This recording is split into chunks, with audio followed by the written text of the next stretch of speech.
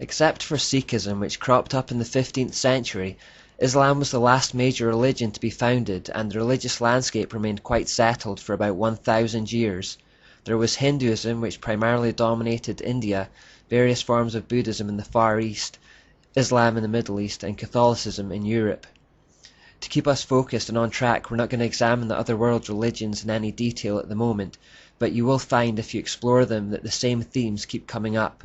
For example, in Buddhism and Taoism, you'll find a concept called yin and yang, which represents the joining of the light male and dark female principles, and the concept of a life force that balances the two.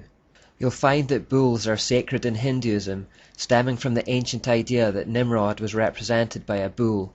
You'll find sex cults, fertility goddesses, sun worship, serpents of knowledge, and ideas that we can attain godhood through our own efforts. It's repackaged and expressed differently across the world, and given different names, but the basic themes and symbols are all there in some form or another. It's all coming from ancient Babylon.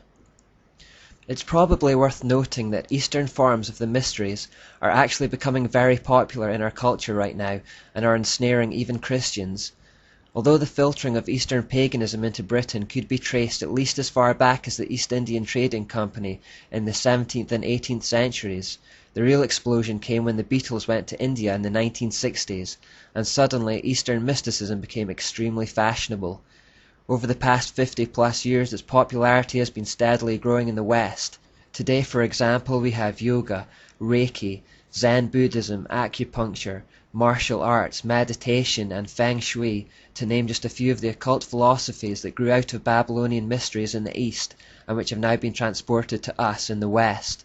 Because our culture is now so saturated with it, many Christians don't recognize when they're involved with something that has a satanic origin. For that reason, I have provided an occult checklist in the notes section of the Fuel Project Facebook page. If you are involved in anything listed there, I would strongly suggest you repent and renounce your involvement. For now, however, we're going to stay in Europe and continue our journey through time there. After the Roman Empire collapsed in the 5th century AD at the hands of Germanic barbarians, Europe entered the Dark Ages. The Catholic Church stepped into the power vacuum that had been created by the collapse of the Roman Empire, and it quickly became the most powerful spiritual and political entity in the world. In the 8th century AD, a forged document was created called the Donation of Constantine. It stated that Constantine had bequeathed the Roman Empire to the Catholic popes, and although it was found to be fraudulent in the 15th century, by then its work had already been accomplished. Legal authority over the kings of Europe was already in the hands of the Pope and the Catholic Church. It took a while to secure the new system in Europe, though. In the 7th century, the Pope went looking for a protector to defend Catholic territories. Pepin, the leader of the Franks, was chosen, and he was bribed with a promise that if he cooperated in this mission, his place in heaven would be secured.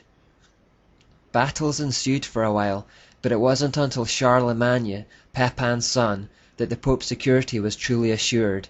Charlemagne was then crowned in Rome on the 25th of December 800 AD as the first emperor of the Holy Roman Empire. The Holy Roman Empire was seen to be a continuation of the old collapsed Imperial Roman Empire. This move shrewdly promoted popes to kingmakers, who claimed their authority to do so because of the forged Donation of Constantine and because of their connection to God. Later, the Catholic historian Tertullian wrote of that transaction that "Our God no longer reigns, he has resigned all power over to the Pope." At the command of the Pope, Charlemagne went forth on many campaigns of conquest throughout Europe. All conquered lands and people came under the authority of the Catholic Church, and Europe was united under their reign. Consequently, Charlemagne is now considered the father of Europe. The Catholic rule, however, although unified, was a dark, dark period in history. Anyone who did not willingly submit to the authority of the Church was persecuted and killed for heresy. European citizens were taxed heavily and were expected to spend their lives in the service of the Church. With worldly power, corruption kept growing. Pope Leo X began the process of selling indulgences as a way to extort money from the people. This means that he offered forgiveness of sins for a fairly small amount of money. For a little bit more money, you would not only be forgiven of a sin, but you would be allowed to carry on indulging in it. hence the name selling of indulgences. Also, through the invention of purgatory, you can now purchase the salvation of your loved ones' souls in the Catholic system. The Church taught the ignorant masses, as soon as the coin in the coffer rings, the troubled soul from purgatory springs. Pope Leo X showed his true feelings when he said, "The fable of Christ has been quite profitable to us." As a result of such corrupt behavior, the Church became exceedingly rich. They played on fear to control and dominate, and increased their wealth in the process. Before long, the Church dominated the political and cultural landscape. It was the most powerful institution in the world, and the Pope the most powerful man. The Pope became the real spiritual authority behind the rulers of the world, and he used religious persuasion to control nations for his own purposes. If kings acted against the wishes of the Vatican, the Pope could excommunicate them from the Church, and therefore effectively sentence them to eternity in hell. This fear was enough to keep the kings of Europe in line with the Church's wishes. Once more we see that religious authority secures temporal authority.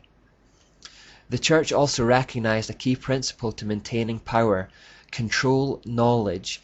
Knowledge really is power, and so with this in mind it endeavored to block all independent learning and scientific progress. In this way the people would be forced to depend on the Church's hierarchy for information, and the dependency would consolidate the Church's power. This is primarily why the era has become known as the Dark Ages.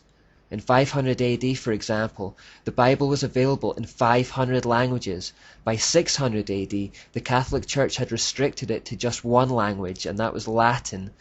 Latin was already a dead language by this time, understood only by priests. In this respect, people became utterly reliant on the Catholic Church for information and knowledge about God. If the Catholic Church said something, people had no choice but to believe it and to act accordingly, because they had no direct access to the Bible themselves. By keeping the population in ignorance and dependent on their instructions, the Church hierarchy could play them like puppets. This deliberate construction of a knowledge-based hierarchy is an occult trait.